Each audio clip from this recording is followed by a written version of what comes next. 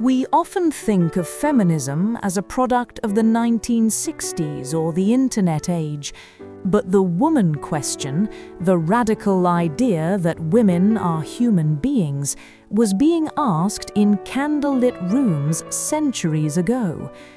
Today, we begin a definitive series, Part 1, The Awakening and the Vote.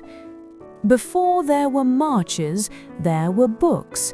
In 1792, Mary Wollstonecraft published a masterpiece. She argued that women weren't naturally inferior, they were simply denied the education men received.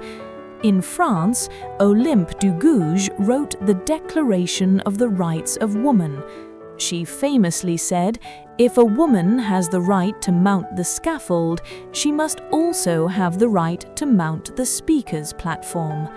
She was executed, proving just how terrifying these ideas were to the status quo.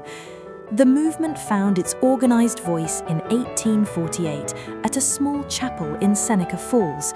Elizabeth Cady Stanton and Lucretia Mott realized they couldn't fight for others while being civilly dead themselves. They drafted the Declaration of Sentiments. It was a scandalous document. Even some women there thought it was too much, but Frederick Douglass stood up. He argued that equality was incomplete without the ballot. The spark was now aflame. By the early 1900s, the movement split. In the UK, Emmeline Pankhurst formed the WSPU. They weren't just suffragists, they were suffragettes. Their motto, deeds, not words. They smashed windows and went on hunger strikes. This was a war of endurance. In the US, Alice Paul took these tactics to the White House gates. They were arrested and force-fed. They forced the world to see the injustice. In 1920, the 19th Amendment was finally ratified. It was a monumental victory, but it was incomplete. Women of color were often sidelined by white leaders.